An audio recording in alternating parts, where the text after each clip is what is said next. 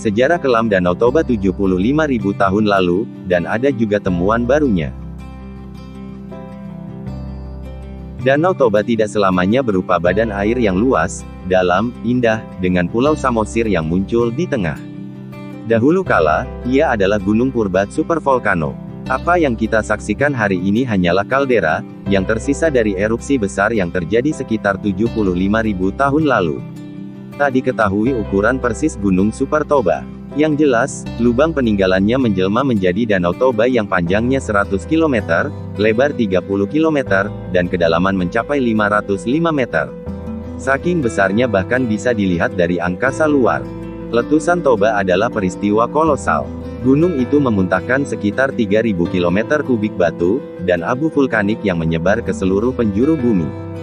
Seperti dimuat situs NASA, aliran piroklastik atau awan yang merupakan campuran gas panas, serpihan batu, dan abu, mengubur wilayah sekitar 20.000 km persegi di sekitar kaldera. Di Pulau Samosir, tebal lapisan abu bahkan mencapai 600 meter. Abu Toba juga menyebar ke seluruh dunia.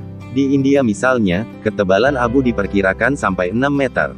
Abu dan gas vulkanik Gunung Toba yang menyembur dan meledak di atmosfer, menghalangi masuknya sinar matahari. Hanya sebagian, memang, tapi efeknya mampu menurunkan suhu global hingga 3,5 derajat. Memicu musim dingin vulkanik yang berlangsung 6 hingga 10 tahun. Dunia kacau balau, tanaman mati, kelaparan merajalela. Tak hanya menyebabkan kematian dalam jumlah besar, erupsi Toba juga diyakini memicu penyumbatan pertumbuhan populasi manusia. Populasi penduduk bumi pun anjlok, diperkirakan hanya 10.000 hingga 30.000 orang yang mampu bertahan hidup.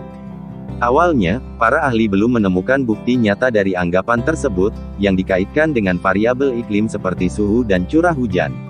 Belakangan, studi teranyar yang dipublikasikan di jurnal Communication Earth dan Environment, telah menemukan benang merah antara erupsi Gunung Toba dan faktor penghambat pertumbuhan populasi manusia itu.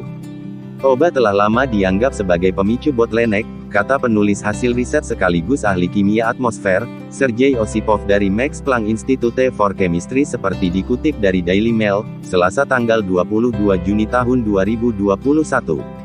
Jadi, apa pemicunya? Tim peneliti menemukan, letusan Gunung Toba menipiskan lapisan ozon dalam jumlah luar biasa. Skalanya mencapai 20 hingga 50% dalam kurun waktu setahun setelah erupsi. Itu pemicu masalah.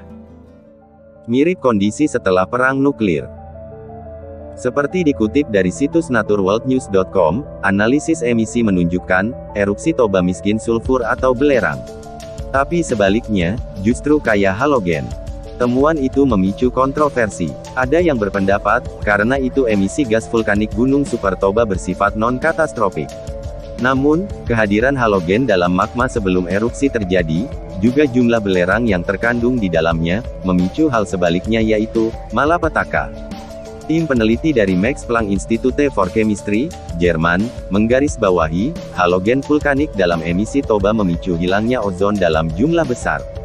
Padahal, fungsi ozon adalah menyerap paparan sinar ultraviolet dari matahari ke permukaan bumi. Penipisan ekstrim pada lapisan ozon memicu radiasi ultraviolet yang tak terkendali atau ultraviolet stress. Efeknya membahayakan kesehatan manusia, dan secara negatif mempengaruhi tingkat kelangsungan hidup.